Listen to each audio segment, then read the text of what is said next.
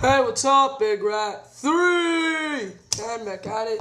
Just gonna do cause I got a message in the Q&A, 5 Wrestlemania matches, and I got another message saying, I just saw Instant Classic 8's video, and I thought, you know what, I refuse to do Wrestlemania predictions, which I hate. As you guys know, I have very little subscriptions. I rarely subscribe, no offense, cause I have 30 subscriptions, and that right now takes me a long time to see everyone's videos. So I'm not a guy that has 100, so I rarely see videos. But from almost every one of these guys, they gave me WrestleMania predictions. Why are you giving me WrestleMania predictions? No, I never do it unless I know that the card is 100% finished. And I just don't know that yet. Like I said, I still think there might be an ECW match. Because then you have to redo the whole predictions, or you have to add in something. So I'm going to try to do here my top 5 favorite, not my top 5, to me, in my opinion, memorable and best. Most likely, 9 out of 10 times, they will both be the same thing. But there has been times where it hasn't been. But most of the time, it's going to be the same thing. So, usually there won't be 2, but I can already think of one that's off the top of my head where one is better than the other. Okay, let's start with WrestleMania 1. I have seen all WrestleManias. Yes, I have. Okay, WrestleMania 1. I'm going to go with... Yeah, I'm going to go with the main event. The Hogan and Mr. T defeats Piper Norndorff. It was the first WrestleMania. This match was really hyped up, especially Mr. T, because Mr. T was it was really big to see Mr. T back then compete at WrestleMania. And yeah, sorry, that's just one of those that I'll just remember for a long time. And I thought it was a good match. I think it's a little overrated. The match was short. It was only 13 minutes. So I don't think it should be called, the best tag team match of all time, which is what I have heard. I have heard people call it the best tag team match of all time, which I just don't agree with. So that's why I think the match is overrated. Does it really hurt the match? I don't know. I guess it might, but like I said, to me it's all about the match quality, and this was good. It's the best one in the card, but it's just not perfect. Okay, and here, like I said, usually the most memorable match is the best match. Sometimes there's differences. For here, for WrestleMania 2, I'm gonna have to go with the Andre the Giant Battle Royal. Yeah, that match was just, to me, I never seen a Battle Royal back in those days. Don't forget, I have, like I told you, I had the WrestleMania anthology. I've seen all the WrestleManias, and I never thought I thought a Battle Royal was created only 10 years ago or something, not 10. Sorry, in the mid-90s. And to see a Battle Royal in 1986, I was pretty, intrigued. I wanted to take a look at it. And it was pretty good. And Andre the Giant, did his job of being a powerhouse. Yeah, we all know this WrestleMania sucked. So that's, the worst. I mean, that's the best, in my opinion, of the worst. Because that match was pretty good. I'd give it, 2.5 stars, 2.75. WrestleMania 3. A lot of you guys are going to be surprised with this next pick, but my pick for memorable and most likely best WrestleMania match is not the Ricky Steamboat Randy Savage match, and it's not Hogan Andre. It's the Hart Foundation and the British Bulldog. I fucking loved this match. I loved both teams. They were both really, really, really good. And I've expressed this so much with Savage and Steamboat.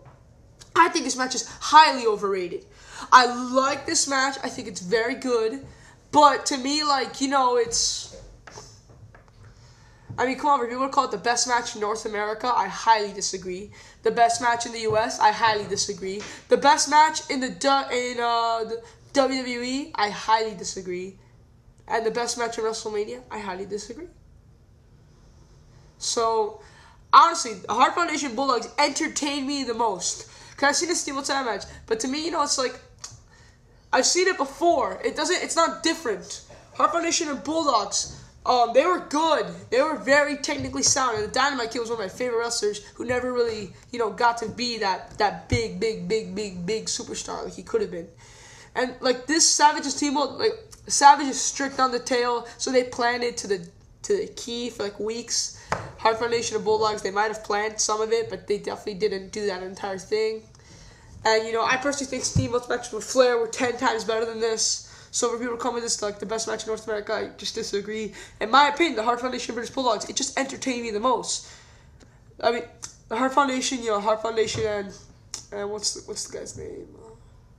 Danny Davis. Was that it? Yeah, I think it was Danny Davis. Fine, the 6-man tag, basically. Yes, that's what I'm trying to say. That match entertained me the most. It sounds really fucking crazy, but it did.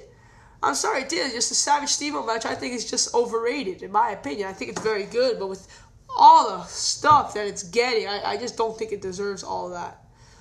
Okay? For WrestleMania 4, Savage DiBiase.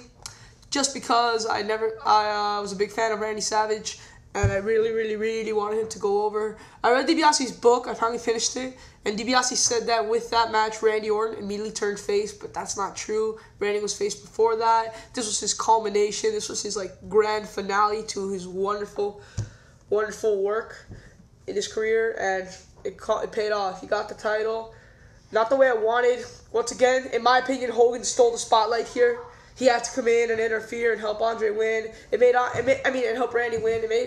Have I been saying Andre? I've been saying Randy. But he comes in and interferes and makes Randy win, and to me it made Randy look weak. To me it made Randy look like, oh, he can't beat DiBiase without Hogan's help. So I think Hogan kind of hurt this match, but to me it's still the best. In my opinion, it's still the best one of that card. Most memorable, like I said, and best technically sound match, since DiBiase was also one of my favorite wrestlers back then. Okay, what's the next one? WrestleMania 5. I have to go with Hogan Savage in the main event. Do I think this match is overrated? Yes, but the drama behind this match was too much. I know, it's all about the match quality in my opinion, but the drama does add some aspect, like I do agree, but the match should not just be revolved around the drama.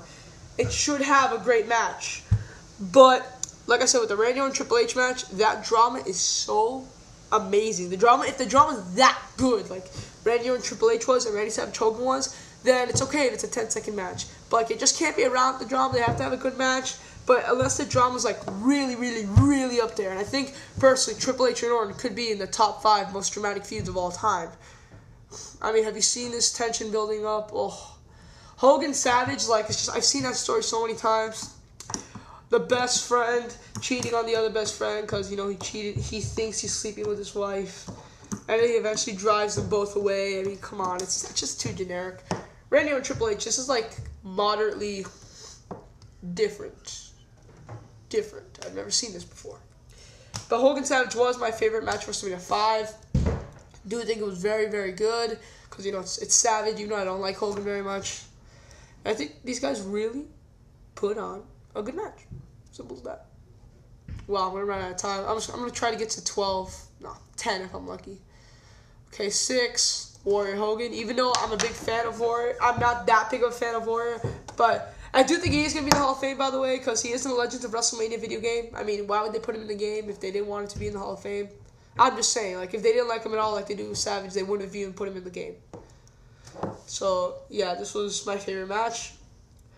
WrestleMania 7. Gonna have to go with either The Undertaker defeating Snuka.